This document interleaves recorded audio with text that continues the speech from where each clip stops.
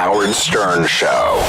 About 15 years ago, I had a meeting with Marvel. I tried to buy the rights to Ant-Man because I said, that's a cool franchise. Right. I really tried, and I met with some of their dudes. That's amazing to me that you've always been such a fan and that you tried to get the rights to this. Yeah, I did. And like, I don't remember all the details of Ant-Man, but I always liked him. You know, it reminded me of Adam from DC Comics. Right. But this guy would go into the body and, like, you know, do weird stuff. Or he always had weird little missions, and he'd talk to ants, and he had antennae, and it's very cool. Well, I was always, when people would ask me, like, you know, what does he do? I say he shrinks to the size of an ant, and then they go, okay, and then Next. And then it's like, but he can also talk to ants. There's almost a way that it's like hard to sell where people are going to go, oh, awesome. I mean, I don't know that I want that power. I don't know that I want to talk to ants. So you studied ants in preparation for the role, like you took it very seriously. you know, there were all of these things where I thought, I don't really know that much about ants.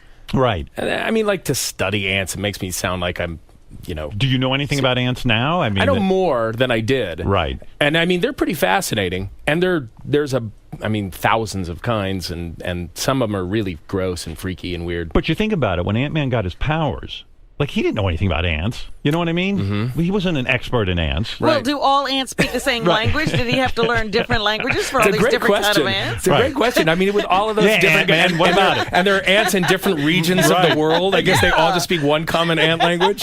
Did you buy an ant farm when you got the role? No, but they had the guys that worked on the sound cart that would hook us up for the mics and stuff, they bought an ant farm, and they had it on the sound cart while we were shooting.